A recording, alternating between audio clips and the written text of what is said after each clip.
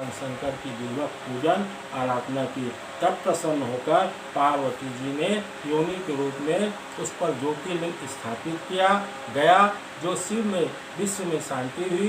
यही ज्योतिर्लिंग संसार में हटकेश्वर नाम से प्रसिद्ध हुआ। इस ज्योतिर्लिंग की अर्चना द्वारा धन आदि करने से लोक परलोक को सुख प्राप्त होता है।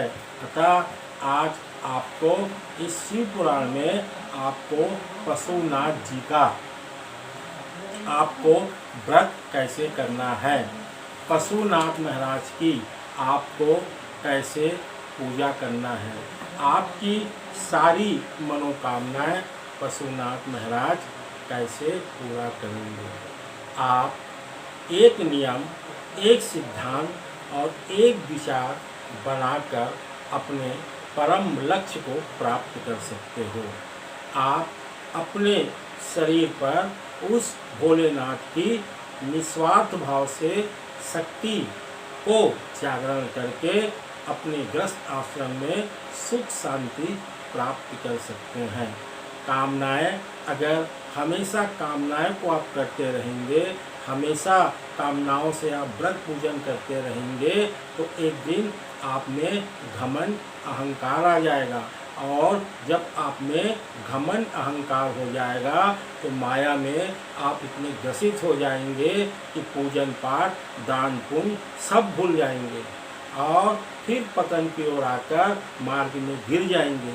जब गिर जाएंगे तो फिर आप परमात्मा के पास फिर कोई बात को लेकर फिर ध्यान कामना करेंगे।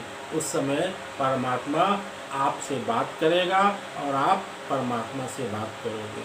अतः आपकी जो मनोकामना है उसको आप भोलेनाथ से पूरा तो कराइए, मगर हमेशा आपके परिवार में, आपके ऊपर में भोलेनाथ की कृपा सदैव बनी रहे, ऐसा आज हम आपको बताना चाहते हैं। आप 5 सोमवार या 9 सोमवार, 5 सोमवार या 9 सोमवार आपको पशुनाथ जी का यह व्रत का आपको संकल्प करना है। आपको एक नारियल सूखा लेना है।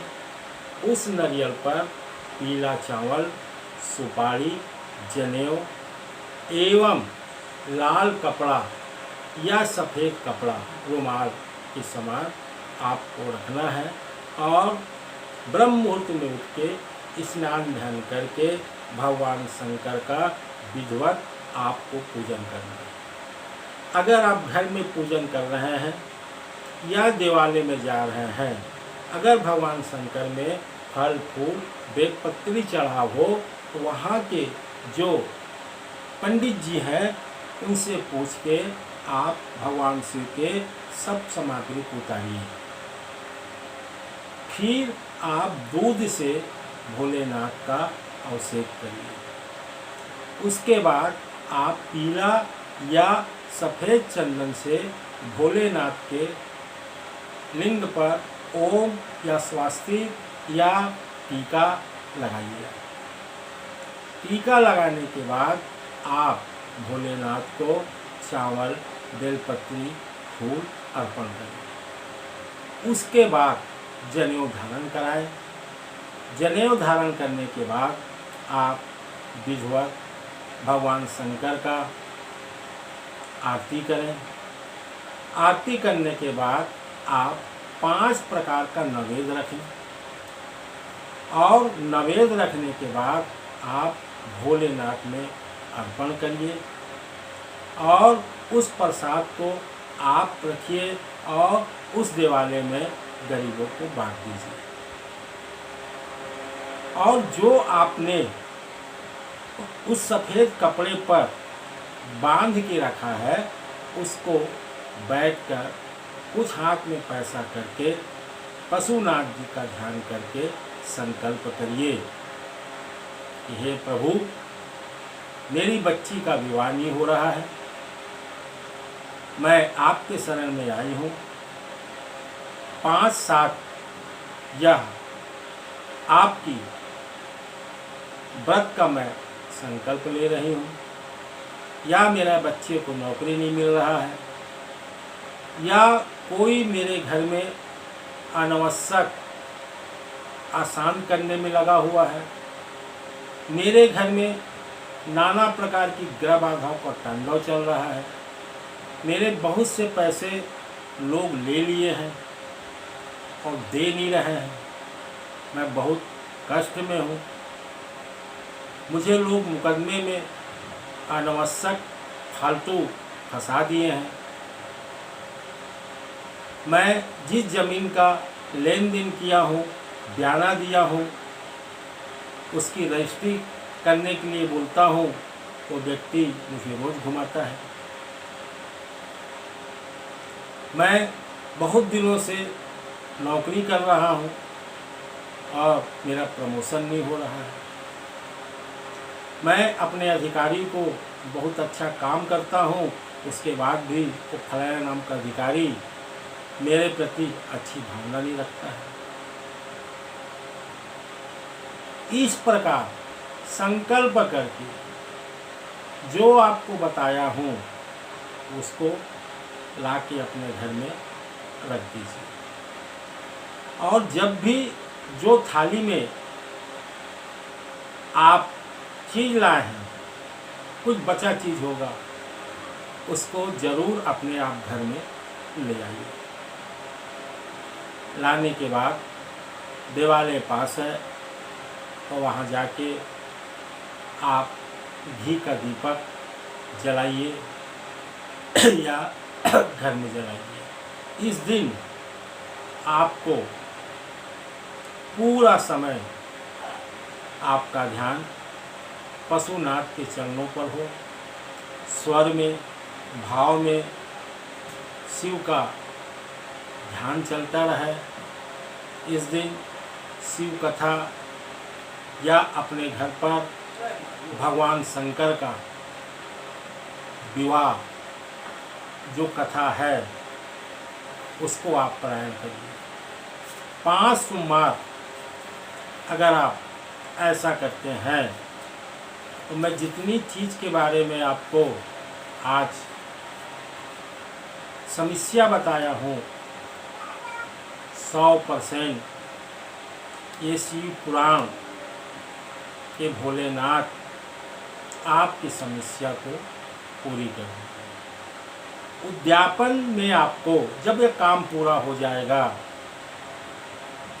हंसी खुशी के साथ अपने पति पत्नी के साथ, अपने माता पिता परिवार के साथ देवालय में जाकर आप 5 किलो पेड़ा भगवान शिव में अर्पण करके गरीबों को बांट दीजिए। मुंह मीठा, जिस प्रकार भोलेनाथ पशुनाथ महाराज आपने हमारा मुंह मीठा कराया है, उसी प्रकार जो भी इस व्रत को इस नियम से करे उसका भी मुंह मीठा हो और सबका मंगल कामना है। आप इसे जरूर करिए और हमारे सनातन धर्म पर एक आपको आपका घर तीर्थ बने। कहते हैं प्राचीन ऋषि मुनि महात्मा या हमारे पूर्वज कि हमें अपने घर पर श्री रामचरित रामायण का पुस्तक रखना चाहिए, शिव पुराण की महाग्रंथ रखना चाहिए, हमें अपने घर पर श्रीमद् भागवत ग्रंथ रखना चाहिए, हमें अपने घर पर गीता रखना चाहिए। हमारा जहाँ देव स्थान है वहाँ पर एक लाल कपड़े में लपेट कर बांध के ऐसे पावन ग्रंथ को रखना चाहिए और समय समय पर इन ग्रंथों को हमें पढ़ना चाहिए। अगर ऐसा होगा तो आपका घर नरक नहीं बनेगा, स्वर्ग बनेगा।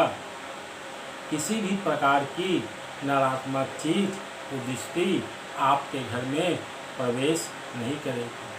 पहले के लोग अपने घर पर पैसा कौड़ी तिजोरी पे लाकर में नहीं रखते थे। पहले के लोग अपना पैसा कौड़ी रामायण में, भागवत में, गीता में, पुराणों में रखते थे और कपड़े से बांध के देव स्थान में रख देते थे। अगर कोई चोरी करने वाला व्यक्ति भी उस घर में घुसे, उन संदूक को देखे तो वहाँ उसे कुछ न मिले, और जब देव स्थान में आए तो सोचे कि यहाँ तो धार्मिक पुस्तक है, यहाँ क्यों रखेगा। इतने महान थे पहले के जो लोग,